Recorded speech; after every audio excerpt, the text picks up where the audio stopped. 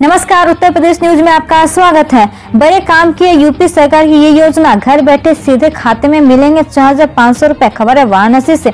उत्तर प्रदेश की योगी सरकार ने एक ऐसी योजना चला रखी है जिससे हर महीने घर बैठे 4,500 रुपए हासिल किए जा सकते हैं। इस योजना में आपको गौ सेवा करनी होगी और इसके लिए सरकार आपको हर माह निर्धारित रकम देगी, यानी घर बैठे गौ सेवा कीजिए और सरकार से हर माह निश्चित रकम पाइए। इन गायों के अच्छे से देखभाल में सरकार भी आपकी मदद करेगी। गायों और गौवंश के बीमार हो जाने पर उनका इलाज भी फ्री में कराया जाएगा। इस योजना से जहां एक तरफ रोजगार मिलेगा, वहीं लोगों और किसानों को छुट्टा घूमने वाले गौवंश से भी निजात मिलेगी। कानपुर में चलेगी ऑटोमेटिक मेट्रो, चालक करेंगे सिर्फ ये काम। खबर है कानपुर से। कानपुर ऑटोमेटिक मेट्रो ट्रेन जल्दी कानपुर में शुरू होगी। अभी यात्रियों की संख्या कम होने की उम्मीद पर चालक रहित मेट्रो अभी यहां नहीं चलेगी।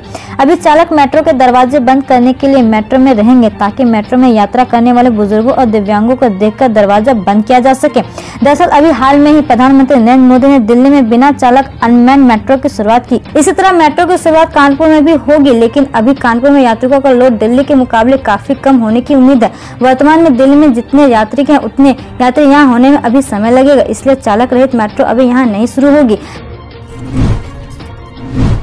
आबकारी विभाग की ग्रेन बेस्ड यूपी की पहली डिस्टिलरी आबकारी मंत्री ने किया शिलान्यास। खबर है कानपुर देहात से। मुख्यमंत्री योगी आदित्यनाथ प्रदेश में उद्योग को बढ़ावा देने के लिए एक के बाद एक कदम उठा रहे हैं। यही वजह है कि अब कानपुर देहात जिले में उत्तर प्रदेश की सबसे बड़ी आरती डिस्टिलरी फैक्ट्री लगाने जा रही है, जिसका भूमि पूजन करने उत्तर प्रदेश के 2 मंत्री पहुंचे, जिसमें कैबिनेट मंत्री सतीश महाना और आबकारी मंत्री राम नरेश ने शिलान्यास किया। कानपुर देहात के औद्योगिक क्षेत्र रनिया में स्थापित हो रही आरती डिस्टिलरी प्रदेश के औद्योगिक विकास में एक नया आयाम साबित होगी। इसके साथ ही प्रदेश के राजस्व में अधिकतम बढ़ोतरी का कार्य करेगी। अब इन छोटे व्यापारियों को भी करना होगा जीएसटी रजिस्ट्रेशन, नहीं तो भरना होगा भारी भरकम जुर्माना। खबर है मेरठ से। जीएसटी विभाग के रडार पर ऐसे छोटे व्यापारी भी आ गए हैं जिसका सालाना टर्नओवर 20 लाख रुपए है और इन व्यापारियों ने अपना पंजीयन जीएसटी में नहीं कराया है। अधिकारी व्यापारियों की आय संबंधित जानकारी के हर स्रोत का पता करा रहे हैं। दोषी पाने पर व्यापारियों के खिलाफ जुर्माना और पिछले साल से टैक्स असेसमेंट भी किया जाएगा। जितना कर बनेगा जमा कराया जाएगा। इसके लिए जीएसटी विभाग में स्पेशल टीमों का गठन किया है, जो जिले में ऐसे व्यापारियों का पता लगा रही है। बता दें कि सेवा प्रदाता व्यापारियों का 20 लाख और माल बेचने वाले कारोबारियों का 40 लाख सालाना टर्नओवर होने पर उन्हें पंजीकृत कराना अनिवार्य है। अब एक खुशखबरी, रेलवे ने बहाल किए किराए में कंसेशन की सुविधा। जाने किसको कितनी मिलती है छूट। खबर है सहारनपुर से। अगर आप ट्रेन में सफर करते हैं तो आपके लिए अच्छी खबर है। भारतीय रेलवे ने किराए में छूट सेवा को बहाल कर दिया। लॉकडाउन में ट्रेनें बंद हो गई थी। इसके बाद जिन ट्रेनों को चलाया गया उन्हें स्पेशल ट्रेन बनाकर चलाया था। इन ट्रेनों में किराए में छूट को रेलवे ने बंद कर दिया था, लेकिन अब एक बार फिर से रेलवे ने यात्रा में रियायत यानी छूट सेवा को बहाल कर दिया। जानिए किसको मिलती है किराए में कितनी छूट। ऐसे दिव्यांग जो बगैर किसी दूसरे व्यक्ति की सहायता के नहीं चल सकते, उन्हें रेलवे ने किराए में अलग अलग ट्रेनों को अलग अलग श्रेणी में 25 से 75% की छूट मिलती है। यूपी के 16 जिलों में बनेंगे 20 गौ संरक्षण केंद्र, 12 करोड़ का बजट जारी। खबर है लखनऊ से। मुख्यमंत्री योगी आदित्यनाथ का गौ प्रेम जग जाहिर है। गौ सेवा और उसके संरक्षण की दिशा में अब सरकार 16 जिलों में 20 गौ संरक्षण केंद्र खोलेगी। इसके लिए 12 करोड़ रुपए का बजट रखा गया। प्रति गौ संरक्षण केंद्र के लिए 60 लाख रुपए की धनराशि आवंटित की जाएगी। इस संबंध में पशुधन विभाग ने निदेशक प्रशासन एवं विकास पशुपालन विभाग को शासनादेश जारी कर दिए। साथ ही गौ संरक्षण केंद्रों की स्थापना के लिए आवश्यक दिशा निर्देश भी दे दिए हैं।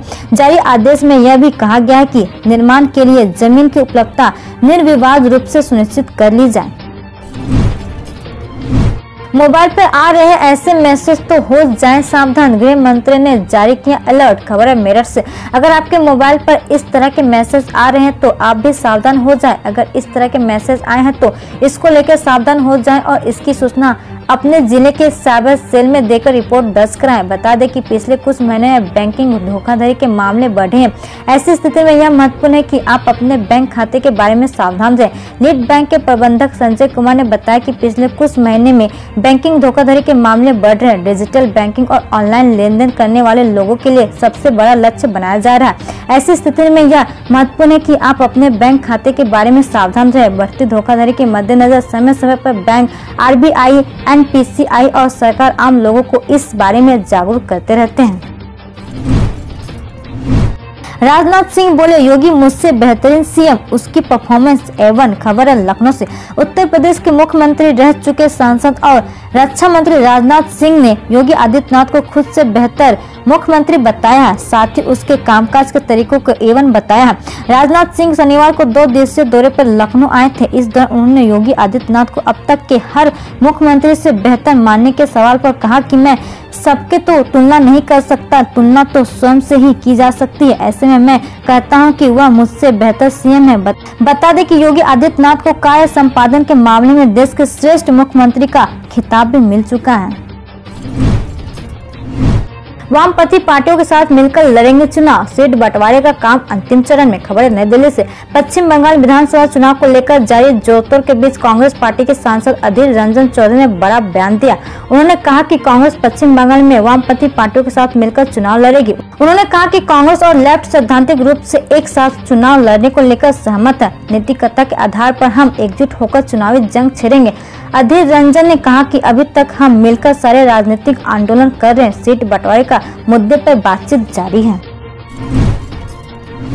फ्रांस में कोरोना के नए स्ट्रेन से दहशत, पीएम जीन कस्टेक्स ने दिया लॉकडाउन का ऐलान। खबर है नई दिल्ली से। दुनिया भर में कोरोना वायरस का संक्रमण पहले से कम जोर हुआ है, लेकिन कई देशों में कोरोना के नए स्ट्रेन से तबाही मचा रखी है। सबसे पहले ब्रिटेन में इस नए स्ट्रेन के केस देखने को मिले, इसके बाद दुनिया भर में इसका संक्रमण फैलने लगा।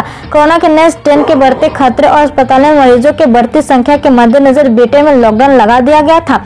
अब इस महामारी के खतरे को देखते हुए फ्रांस सरकार ने भी लॉकडाउन लगाने का फैसला किया। फ्रांस के प्रधानमंत्री जीन कस्टेक्स ने देश को संबोधित करते हुए कहा कि देश में कोरोना के एक नए स्ट्रेन का संक्रमण तेजी से फैल रहा है, ऐसे में इससे बचने के लिए लॉकडाउन लगाना आवश्यक है।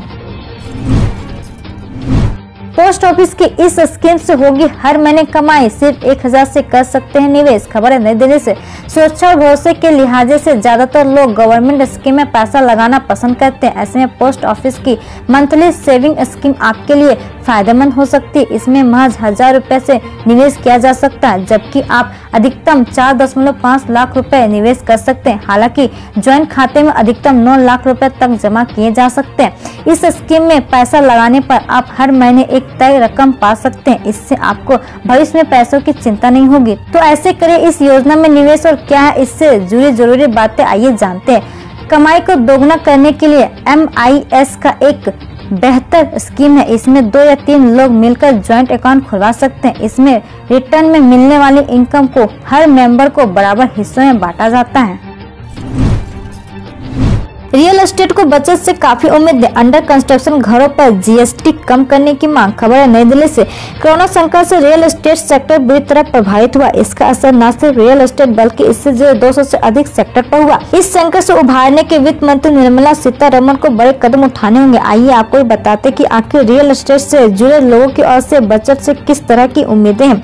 अंतरिक्ष इंडिया ग्रुप के CMD के अनुसार अंडर कंस्ट्रक्शन घरों पर अभी 5% GST लगता है। कुछ महीने के लिए अंडर कंस्ट्रक्शन घरों पर दरें 0% करना चाहिए। इसके साथ ही होम लोन की मूल राशि के भुगतान पर अलग से छूट घर खरीदारों को दिया जाए। साथ ही होम लोन के पेमेंट पर आयकर अधिकतम की धारा 80 के तहत मिलने वाली कर छूट भी सीमा को भी बढ़े।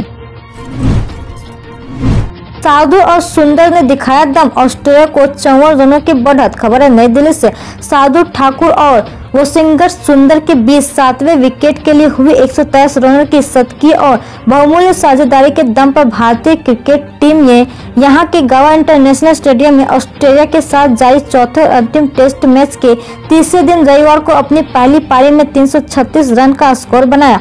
ऑस्ट्रेलिया ने इसके जवाब में तीसरे दिन का खेल समाप्त होने तक अपनी दूसरी पारी में बिना किसी नुकसान के 21 रन बना लिए और उसे अब तक 54 रनों की बढ़त हासिल हो चुकी है। पिता की मौत से बुरी तरह टूट गया हार्दिक पांड्या। खबर है नई दिल्ली से। भारतीय क्रिकेट हार्दिक पांड्या और कृणाल पांड्या के पिता की शनिवार को दिल का दौरा पड़ने के कारण निधन हो गया। दोनों बेटे ने अपने पिता को आखिरी विदाई देते हुए वडोदरा में अंतिम संस्कार किया। पिता को इस तरह देखकर हार्दिक पांड्या खुद को संभाल नहीं पाए, वह बुरी तरह से टूट गया। उन्होंने अपने पिता को याद करते हुए आज सोशल मीडिया पर एक पोस्ट भी लिखा। हार्दिक ने भावुक होते हुए लिखा कि आज हम जहाँ खड़े और वह सिर्फ आपकी बदौलत है। आपको खोना जीवन में स्वीकार करने के लिए सबसे कठिन चीजों में से एक है, लेकिन आपने इतनी बड़ी यादें छोड़ी है कि हम केवल आपके मुस्कुराने की कल्पना कर सकते हैं।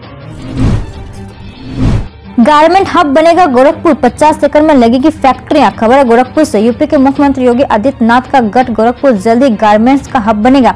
रेडीमेड गारमेंट उद्योग के लिए गोरखपुर में फ्लैटर फैक्ट्री लगने वाली। इसके लिए गीडा और उद्योग विभाग ने तैयारियां तेज कर दी है। इसके लिए प्रशासन 4 एकड़ जमीन उपलब्ध कराएगा। इस जमीन पर उद्यमियों के लिए फैक्ट्रियां का निर्माण किया जाएगा। इससे रोजगार के भी नए रास्ते खुलेंगे। हम रोज ऐसे ही न्यूज लाते रहेंगे, तो यदि आपने अभी तक क्लीन न्यूज को सब्सक्राइब नहीं किया है तो पहले फटाफट सब्सक्राइब कर लें, साथ ही बेल आइकन को दबा दें ताकि कोई अपडेट मिस ना हो।